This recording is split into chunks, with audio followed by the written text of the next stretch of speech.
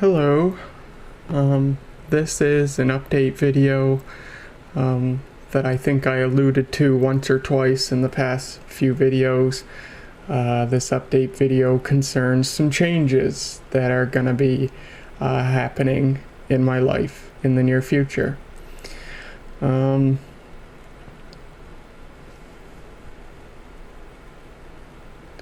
guess I guess it's just one big change that has a bunch of little steps and nuances involved in it. But basically, in a week's time, approximately, I'm no longer going to be living here. Now, I've been hoping and praying for the last year that whenever I made this video to tell you guys that, it would be because I found work either somewhere else or in this city, and I had to go and find another place to live. Well, unfortunately, that's not the case. It's actually the exact opposite of that. I have been unable to find work. I've been vigorously applying for the past, oh my gosh, I don't know, I started way back in November, December, so 8, 9, 10 months now. I have been woefully unable to find work, and it's the end of the summer. My lease on this place is up, and I have no money anyway. And I'm going back to move in with Mom, which isn't something that, well, it was in the realm of possibility, but at this point I certainly hope that it wouldn't have happened. It really, really sucks, because I've been so lucky I've been almost continuously employed for the past 3 years. I've been living on my own full-time for the past 3 years, and I got so lucky, summer 2015 I got a job and kept it for a year before I was laid off. Summer of 2016 I had a great summer job. Last summer I had a great summer job. I had a great student job at the school during the school year this year. And that's it. I've been really hardcore applying for work for the past several months, permanent work to begin my career. And I haven't been able to find anything. I've had 2 interviews in the past 8 months, and one of them wasn't even for an engineering related job. One of them was for a retail store job, because it's gotten to the point now where I'm not even applying for, well, I'm still applying for engineering related jobs obviously, but I'm now applying for jobs, just normal jobs as well, because I'm trying to find something, but it hasn't worked. And so I have money in the bank. I'm not like on the verge of being homeless or something, but there's no point in me continuing to live on my own and just draining my savings. So I'm moving out of the city and moving back in with Mom. You saw a video that I filmed at Mom's house that was filmed during a couple weeks stay I had with her. Sort of went there, we sort of tested the waters, because we haven't lived with each other full time for the past 6 years. Mom certainly didn't think that I was ever going to be moving back in with her. She almost posed some resistance to it at first, but I think she's come to realize that I'm absolutely not finding work, and this is pretty much the only choice, lest I drain my bank account and then go homeless or whatever. So yeah, I had a couple of weeks stay with her, discussed the ins and outs of me coming back there, and what the plan was going to be. So So yeah, that's pretty much it. I absolutely hate this. Being unemployed sucks. I don't think I've actually definitively mentioned it on a video yet, but I did graduate from school. I now hold a bachelor's degree of science in electrical engineering, and that's absolutely amazing, and I'm friggin' proud of myself. It took me, it was not easy, which is evidenced in the fact that it took me 6 years to complete it, and it's supposed to be completed in 4 years. A great number of people take 5 years.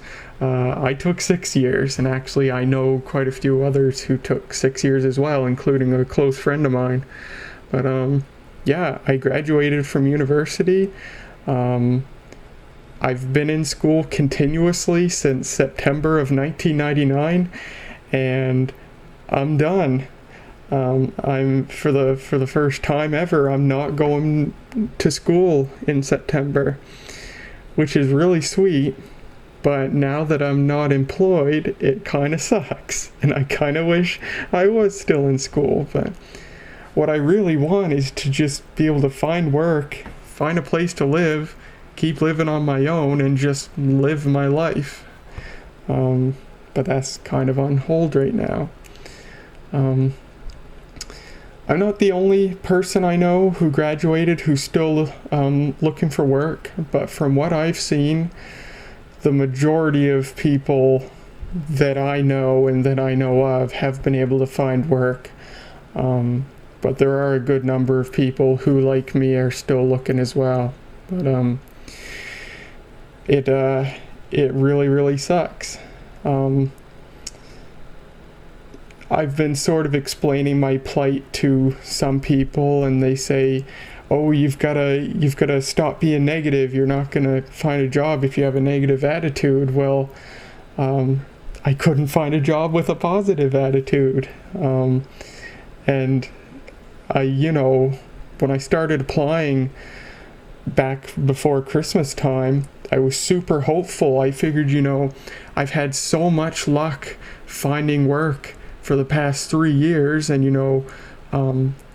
my job that I had last summer was one of 2 job offers that I got, which had never happened to me before. I thought it'd be pretty easy peasy, apply to some jobs, and surely to God, people who look at my resume, because I have a pretty nice resume now, a lot of work experience, a lot of project experience, stuff like that. I figured there wouldn't be much trouble at all finding work, but such hasn't been the case. And it really, really ruins your morale. It really, truly sucks, because you sort of wonder why, because I'm not even getting interviews. If I was getting lots of interviews but no job offers, that'd be one thing. But I'm not even getting interviews. These people are getting my resume, and they just don't see whatever they need in me. And that really sucks, because it's like, what's wrong with me? To me, this is being a little bit self-serving maybe, but to me, I think I've really got the whole package. I've got the education, I've got the work experience, I've got the project experience, I got the technical skills, I got the personal skills, and but apparently I just haven't found the right company yet who needs what I have to offer. And I've been trying to play naive and think that my gender transition has nothing to do with it, but I can't help but wonder if it does have something to do with it now. Now,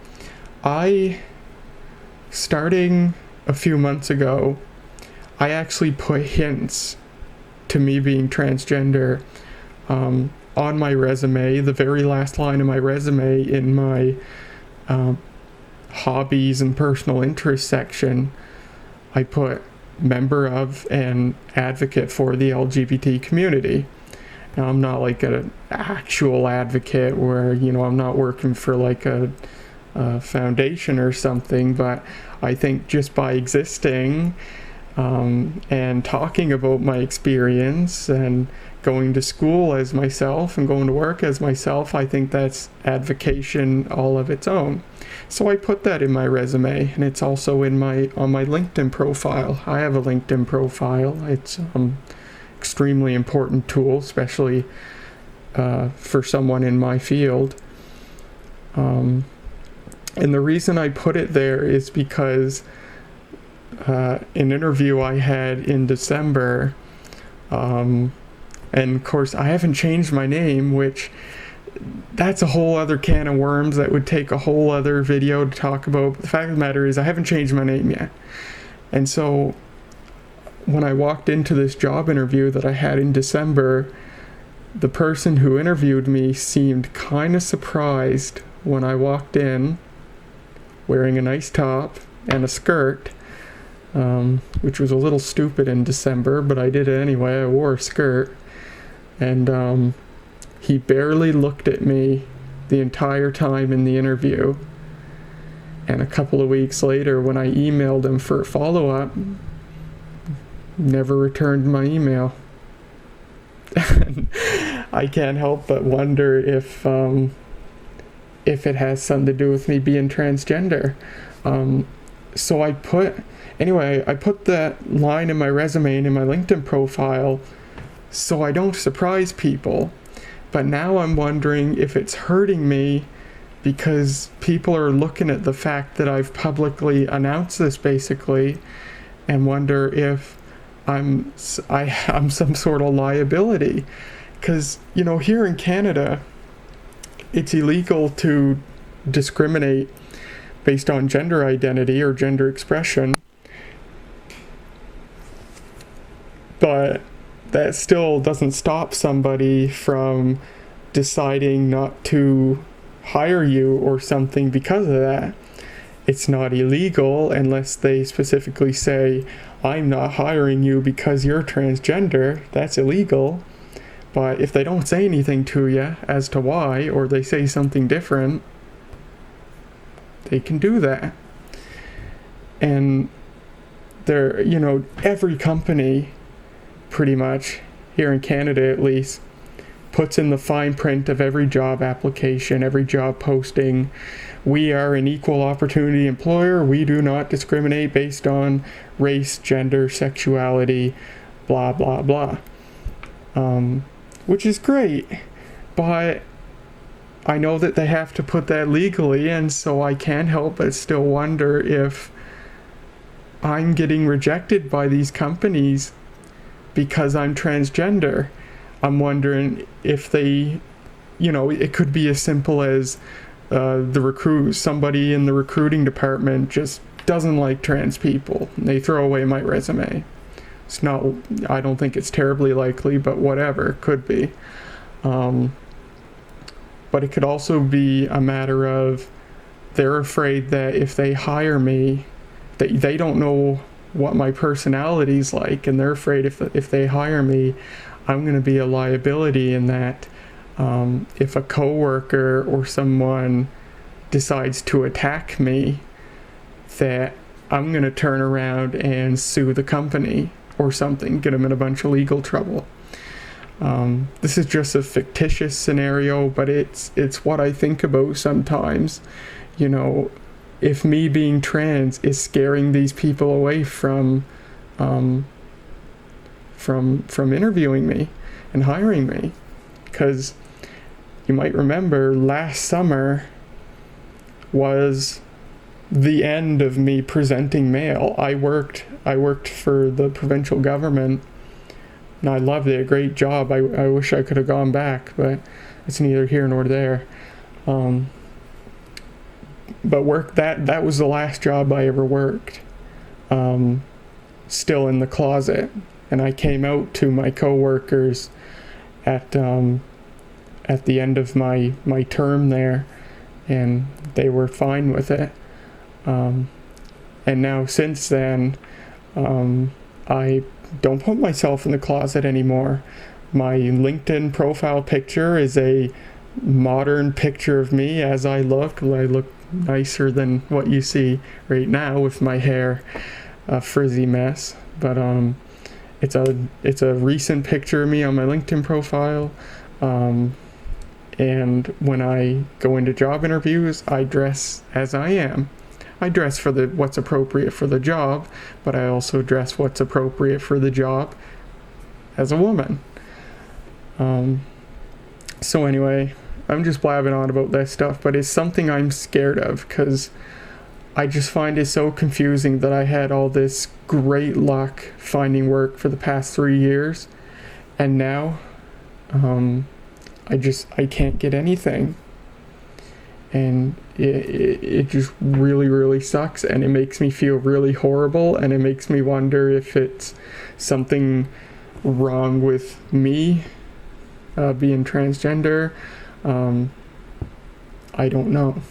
So the long and short of it is I'm moving back in with Mom until I figure out what the heck I'm gonna be doing.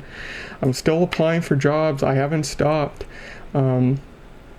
It's getting hard to bring myself to do it because it feels kind of hopeless now, but I know I have to just keep pressing forward and do it. Giving up isn't gonna help anything, right? So it's just I gotta keep doing it. So I do. But my primary concern right now is I'm filming this on August 23rd. So in the next 8 days, I will be moving out of here. Tomorrow I get the key to a storage unit. I've rented a storage unit, really highly rated storage company here in the city. I get a storage unit about the size of my bedroom here, or my bedroom at Mom's house. $130 a month, which is pretty good. And yeah, highly rated company, really good reviews. But yeah, I'm renting out a storage unit because I obviously can't bring everything here back to Mom's house. Like this furniture, the sofa, and a coffee or an end table there, and a coffee table there, and an end table there, and my bed in the bedroom. I own all those. Katie sold those to me. It was originally Katie's furniture because she lived in here before me. And I can't take that all back to Mom's house, so I gotta find a place to put it. Most people in my position literally just junk this stuff. Perfectly good furniture. In fact, up the street in this direction on another street, it's a street that has a lot of student housing on it, a lot of houses for rent, and it's mostly occupied by students. And this street up this way is infamous for furniture fires. Because people are moving, when people move out at the end of the school year or at the end of the summer, and they don't know what to do with their furniture, put it all in a pile, douse it with gasoline, and take a match to it.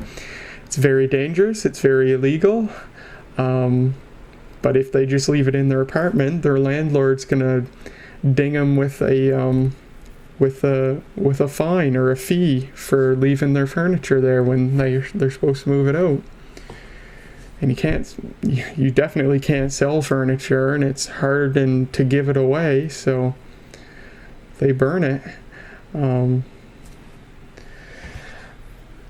But I'm obviously not going to try doing that. So I'm going to be throwing this stuff in a storage unit. Once I do figure something out and can start living on my own again, I'll get it out of my storage unit and put it in wherever I'm living. So presuming that I don't go halfway across the country or whatever. But yeah, I get the keys to that tomorrow, and I'm so lucky. My friend Matthew, who we've been friends for 13 years, He's gonna help me move this stuff. I've booked a U-Haul van, and he's gonna drive the U-Haul van, and he's gonna help me move the couch and stuff. So thankful for it, because I could have done it all myself, but first of all, the largest vehicle I've ever driven is a Honda Civic, and so I'm not sure how comfortable I would be driving a full-size cargo van. And then second of all, I don't have a lot of experience driving here in the city. I'm great driving back in my hometown where Mum is, because it's all rural and it's all easy to drive and stuff, and I've had a lot of experience driving there, but the only time I ever drove in the city was during driver's ed, and that was rough. Like, that was some scary stuff, and that was in a Honda Civic. I do not want to try navigating a cargo van through city streets. I absolutely do not. So Matt's gonna do it for me, and I'm super duper thankful for that. I can't thank him enough for that. So tomorrow I get the keys to the storage unit. We've booked a U-Haul van for a couple of hours. I figure we'll be able to get the couch and the 2 end tables, and maybe some other stuff. And then over the weekend and over the next week, him and I will be working together and getting the rest of the stuff out of here. My bed and my dressers going in the storage unit. And yes, unfortunately, some of my electronics are going to be going in there as well. In the hallway, I've got 3 big boxes all set up. I've got VCRs in them. I've got a cassette deck that I've never made a video of in there. I've thrown a bunch of camcorders in there. And yes, some computers will be stored in there. I'm going to put the IBM portable PC in there. I may put my main computer in there once I get all the data off it. My Windows XP machine, I think I'll take that back with Mum, because that's got my 1 terabyte RAID array, so that's got all my data and stuff on it. There's a computer that I got a couple of months ago that I've yet to film a video of. I'll probably have to throw that in there, because I don't think Mum's going to let me take it back to her place. So yeah, some of my stuff will be going in there, including some stuff that I've never filmed videos of. Sorry, it's what I gotta do. Other stuff, like all the Casio TVs that I got, and I've yet to make a video of any of them, those will be coming home with me so I can make a video of them. I have a VCR at Mum's house already, my Panasonic VCR, so my other 2 VCRs, the RCA and the Memorex, they can go in the storage unit. But my portable TVs will come with me. I think I'll bring all my laptops home with me, including the broken ones, which I've yet to get on eBay. I haven't bothered to bring myself to it yet. The Socket 7 machine and my Sony Trinitron monitor, those will definitely be going in the storage unit. My Dell Optiplex GX150, which I've been playing with recently, I've turned it into a dedicated Windows 98 machine. That'll probably be thrown in there. So yeah, I've got a microwave oven and a few other kitchen appliances that will be going in there. And in my bedroom, I've got a massive box of just random cables, and electronics. That'll be going in there. I've got a plastic tub of more computer parts and stuff. That'll probably be going in the storage unit. So yeah, it sucks, but that's just what I gotta do. And of course, I can come back, Mum has said that if I want to, once in a great while, we can take the car and trip up here to the storage unit to exchange some things if I want to. So that's good at least. So yeah, that's pretty much about it.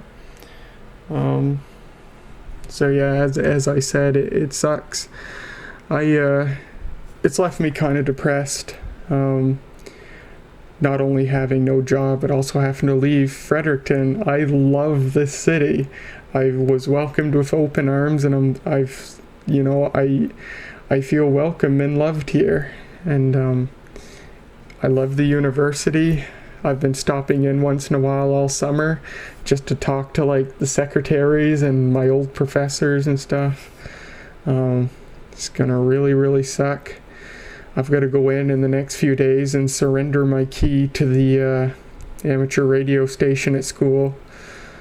So that sucks. But obviously I have no use for a key if I'm not going to be living here. And yeah, that's about it. I did have a really great temporary work opportunity come up back in July. I got 2 weeks work working at the university here for Shad Valley. Shad Valley is a program for gifted high school students, high achieving high school students. I had the opportunity to do Shad when I was in high school, but you couldn't have paid me to do that. But I had the opportunity in July to help out with Shad for this year. The university does some Shad activities, and I got hired to help with the electrical engineering Shad activity, in which they, over the course of 4 2-hour days, the students, 80 high school students, but 40 the first week and then 40 the second week, they assemble a robot from all the individual parts. They assemble all the physical and mechanical parts, and then the electronic parts are pre-assembled, and they have to fit those together and connect all the connectors up and program it, because it's powered by a PIC microcontroller. So you program it and you test it and you make changes to the numbers defined in the beginning of the program to make it drive differently, with the goal of making it drive as fast and accurately as possible. And then on the 4th day, everybody races each other. Anyway, I was hired to help out with that, and it was by and large the most fun thing I've ever done. I was a little nervous going into it because I don't have any experience working with younger people.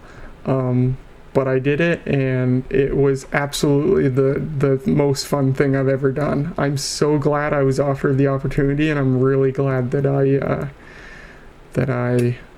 took it. It was really fun. So that was 2 weeks of my time, made almost a month's rent from it, and so that was really cool. But yeah, and then after that, it's just a little bit of just sort of depression, but I gotta try not to let it get me down too much, because I just gotta keep going, keep applying. I figure at some point I've got to find somebody who will, who sees the value in me and is willing to give me a chance. And somebody told me, the summer is also a really hard time to get, is always a really hard time to get a job when you're fresh out of school, because that's when all the students who are fresh out of school are applying for work. So once the summer's over and things sort of die down a little bit, it might be a little bit easier to find something. So hopefully that'll happen. In recent times, I've sort of entertained the thought of applying for work with engineering companies in South Africa. I figure go to South Africa, marry my boyfriend, work for a company who does want me, and hope I don't get shot on the street.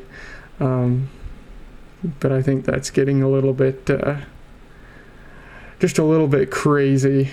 I don't think I'm at that point yet where I would seriously consider such an endeavor. But anyway, this will probably be the last YouTube video I upload for quite a while.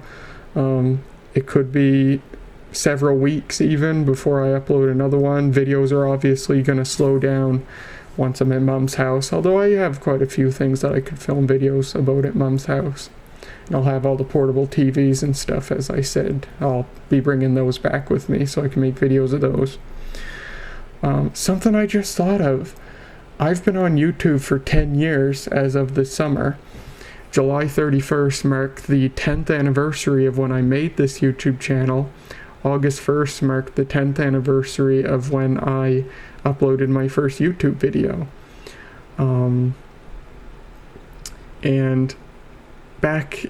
since the beginning of the summer, around the beginning of the summer, I started working on a 10th anniversary special, which would basically be a big montage of notable clips from my entire catalog of videos over the past 10 years.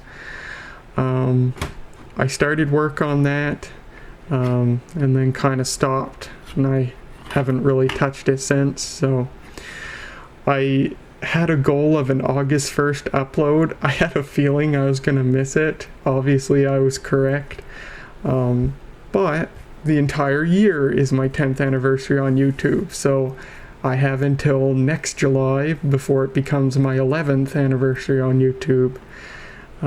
So I figure I'll keep picking away at that video whenever I can, and hopefully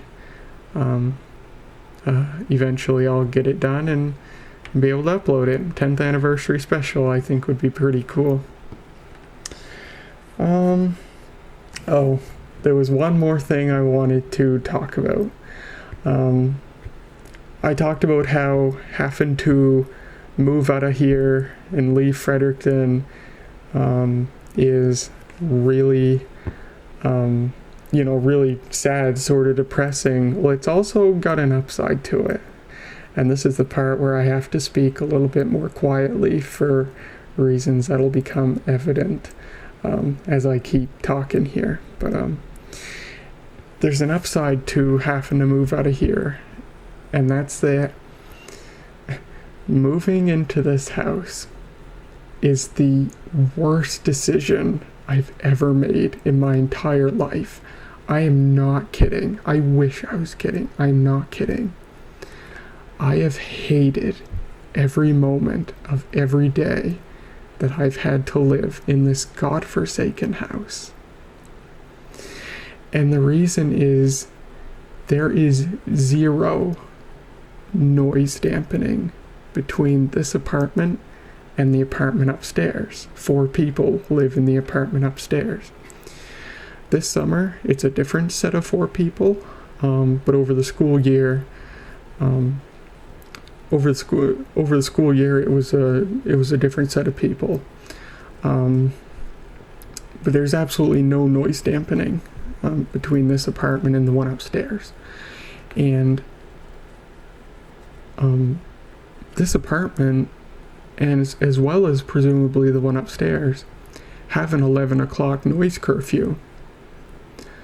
Do you think that any of the 8 people that have lived above me in the time that I've lived here gave a shit about the noise curfew? The answer is no. The 4 people who lived above me during the school year did not give a shit, and the 4 people who live here now give a little bit more of a shit, but not enough of a shit. The biggest problem I had during the school year is that, lucky me, the person who lived in the bedroom upstairs directly above my bedroom liked to have their partner over at night often, and they would have sex, of course. They would stay up until 12 or 1 in the morning, after I had gone to bed. And they would go to bed and they would have sex, and it would wake me up. This started about 2 weeks after I moved into this place, and it stayed that way until the day the 4 of them moved out. And the worst part of it is that I knew 2 of the people who used to live up there. We were in some classes together. And so, we didn't know each other personally, but we knew who we were. We were in classes together, so we recognized each other. And they knew who I was when I moved in here. And it's so disgusting when you know who it is, and the only way you know them is listening to them have sex with their partner. It's just awful. And having to wake up to it in the middle of the night, it's just awful. And when it first started after I moved, and I had asked Katie, because Katie used to live here, and she lived with these same 4 people. And Katie's like, that never happened when I lived here. So evidently they decided to start doing it after Katie had left and I had come in. Cool, thanks. So after it had begun, and it was a big problem because I had a full-time job. I had to get up at 7 o'clock in the morning, work until 4:30 in the afternoon. I had to go to bed really early. If I had to guess, I would say that this person and their partner probably didn't work because they always stayed up until 12, 1, 2 o'clock in the morning, and then have sex after they go to bed. So it was a big problem. And so I messaged them and explained what was going on, and they were like, oh my God, I'm so sorry, I'm so embarrassed. But it never stopped.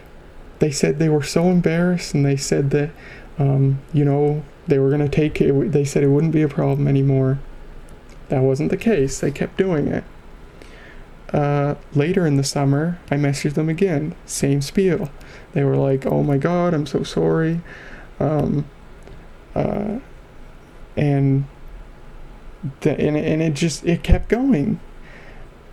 They would act super apologetic and embarrassed to my face, but then they kept doing it. They just didn't care. They wanted to just shut me up and keep doing what they were doing. And anyway, this continued throughout the school year. There was actually, the beginning of the school year, they actually did stop. I didn't have to listen to it for quite a while during the first semester of the school year. But then after Christmas, it picked up again. And it actually got really bad during the exam season.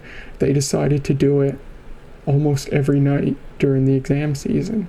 And of course, their partner had their own place to live too, right? So they could have easily done it over there, I assume, but they chose to do it here.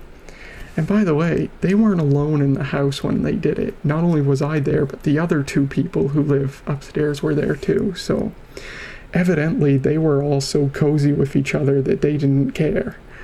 But it got really bad during the exam season. So I'm trying to study for exams. I'm trying to get sleep whenever I can get sleep before my exam.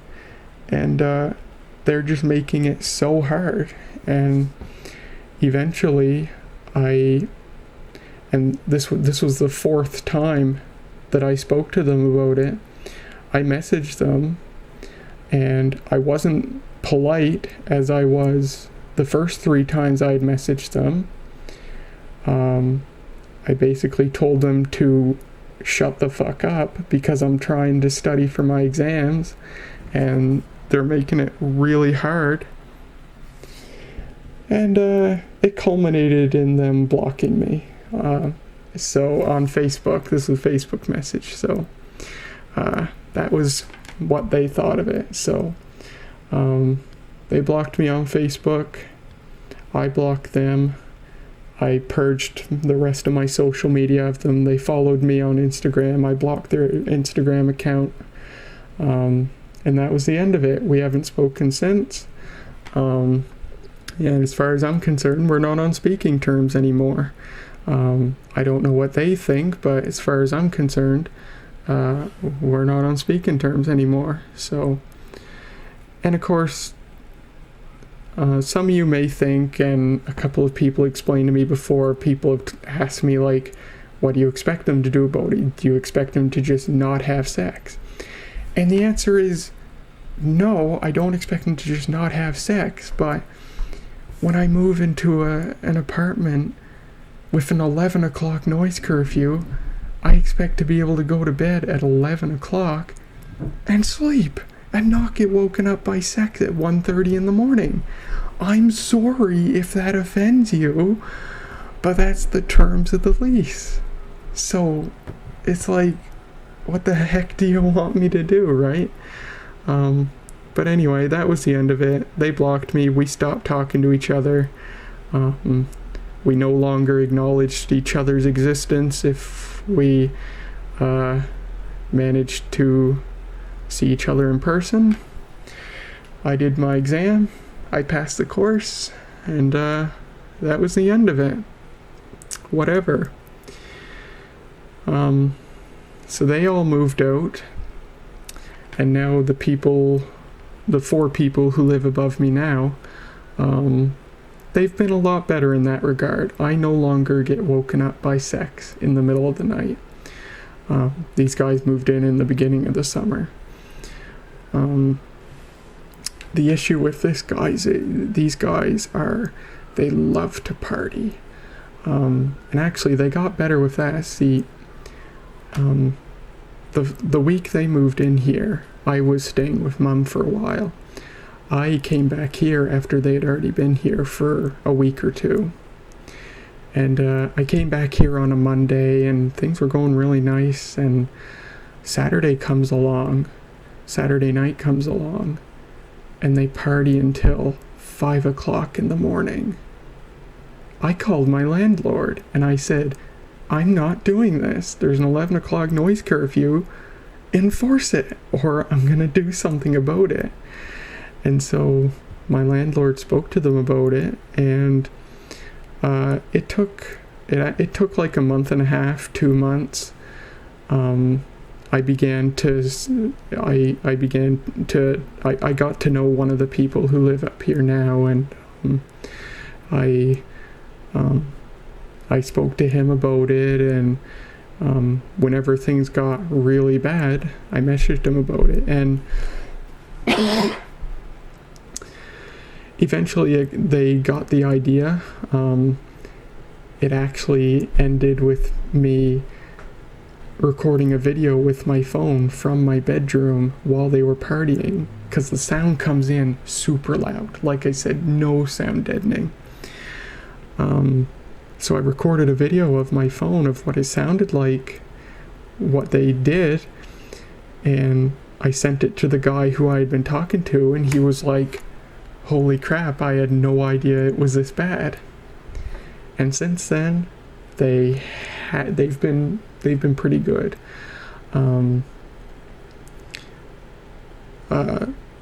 Saturday nights, we made sort of a deal. I said Saturday nights, I generally stay up until 1 or 1:30 in the morning on weekends, so I said go for it.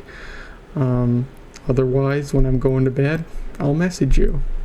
And he said, fine, that sounds great. And since then, we haven't had a problem. These guys have been pretty okay. I haven't had to wake up to disgusting sex in the middle of the night, and that's pretty great.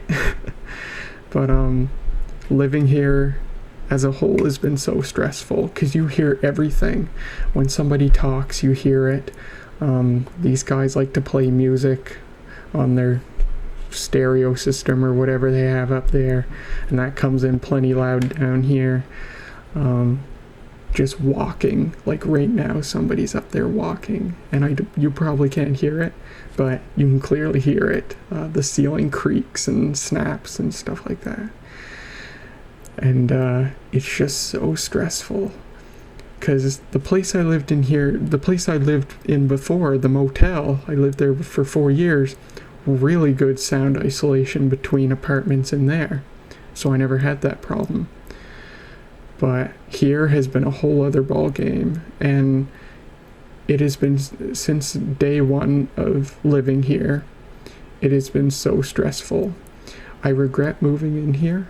I wish I'd stayed at the motel, but I know now that I will never ever again live in a house that's been converted to 2 or more apartments. I know never to do that again. So, and if you're anything like me, now you know not to either. Heed my warning. So yeah, although having to move out of the city sucks, moving out of this house is glorious. It has done a big number. Like, I don't think I'm trying not to be dramatic when I say this. I think it's actually done a little bit of damage on, like, my mental health. 'Cause now, like, any noise that I hear at night now makes me jump, because I wonder if it's, I just don't know if it's somebody up there, if I'm about to start hearing sex or about to start hearing music start. I don't know, and it's so stressful. So I think it's going to take a while to recover from what I've had to endure while living here. So it's too bad. My landlord has been excellent. I would definitely rent another property from him again, but I'll never live in a place like this ever again. It has been horrible. If other people obeyed the rules, it would be great. But as I've learned here, out of 8 people, 0 of them care about the rules. So that's just the end of it. So it's going to be exhausting and stressful to move all my stuff out of here, but the day I can hand my key over to the landlord and say goodbye, go back to Mom's house, that's going to be really nice. So anyway, I think that's all there is to say for this video. We're over 45 minutes now, so that's really bad, I think, but that's the way it goes.